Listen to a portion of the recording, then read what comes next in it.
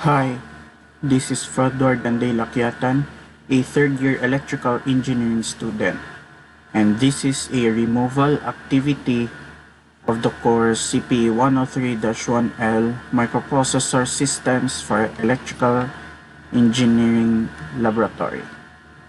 So for this removal activity, I am tasked to design a security system that allows the user to access the contents of a bank's vault when the correct password is given. This design will incorporate the 4x4 keypad and a 16x2 LCD display. So the 4x4 keypad will be the device that will encode the inputs. So here are the following general flow of the process. So first things first, we will go to our Tinkercad. So this is the Tinkercad, and the first thing that we're going to do is to find the components needed in the removal activity. So for the first one, we are looking for an Arduino component that will have an LED display 16x2. So this one, this is the LCD display.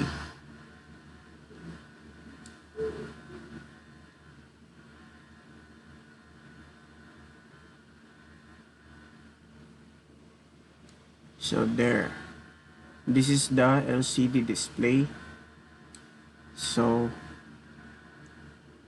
this one, this is the same as this, and then we're going to look for a 4x4 keypad. So we're going to search here 4x4. So there you go. So this is the keypad. So we can just put it here. And then next is, as stated in the activity, so we're going to need a alarm or a notification. So we need to provide a notification or alarm. So in this case, in my design, I chose a piezo as the sounding alarm or a notification. So right there. So in order for the piezo to work, so we will connect it to the digital inputs of the Arduino, any of the digital inputs here, and then we will connect it to the negative, and then we will connect all these connectors right here from this one, same as here. So it is connected. So, and then for the codes, so here are all the codes needed. So in the LCD display, it has its corresponding pins already assigned, and it has its own configurations, and it has its own programmable codes already for the LCD.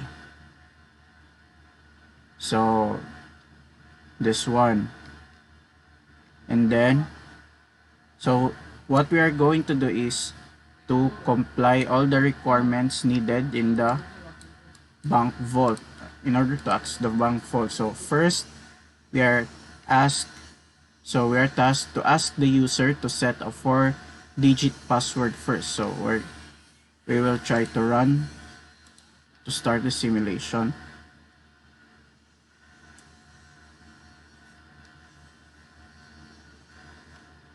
And then where we will enter a new pin, 4-digit pin. So example 1, 2, 3, 4. So going back, so ask the user to re-enter the password again. So we will re-enter the password again. So 4. So there you go, pin is already registered, and then verify if the two passwords are identical. So since they're identical, so it says earlier that the pin is registered, and then the pin will be stored in the EEPROM, and then let the user encode the password again, but this time they only have 3 attempts. So in order for me to show the 3 attempts, so we will enter a wrong pin. So for example, 158. So it says incorrect pin with 2 attempts left, and another incorrect pin. So it has 1 attempt left. So it says here, if the entered password is incorrect, reflect on the LCD display how many attempts are left. So as you can see, as we entered the pin earlier, it states that it has only 2 attempts left, 1 attempt left. So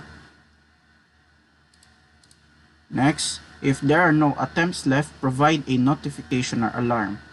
So since we only have a 1 attempt left, so we're going to enter a wrong pin again, so that it will show that it will show that there will be no attempts left, and it will provide a notification and alarm. So it says here, no attempt left. So there you go. As you can see, when the LCD pin didn't recognize the correct pin, so the piezo here will make a buzzing sound that states that there are no attempts left, and it will create an alarm or a notification. So that's the function of the piezo right there. So if the entered password is correct, provide a welcome address or notification. So by this time, we'll enter a correct password so that it will show a welcome address or notification. So as we can remember, the correct pin is 1, 2, 3, 4. So there you go. It states there, welcome from. So this is the welcome address, and this is the code. So the code, so the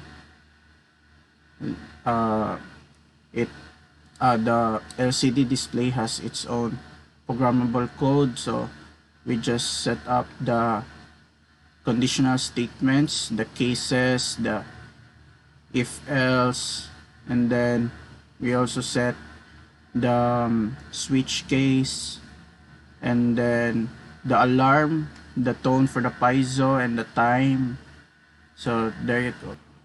So before we forget, there is a note here that says that provide an option for the user to reset the password after every run of the project. So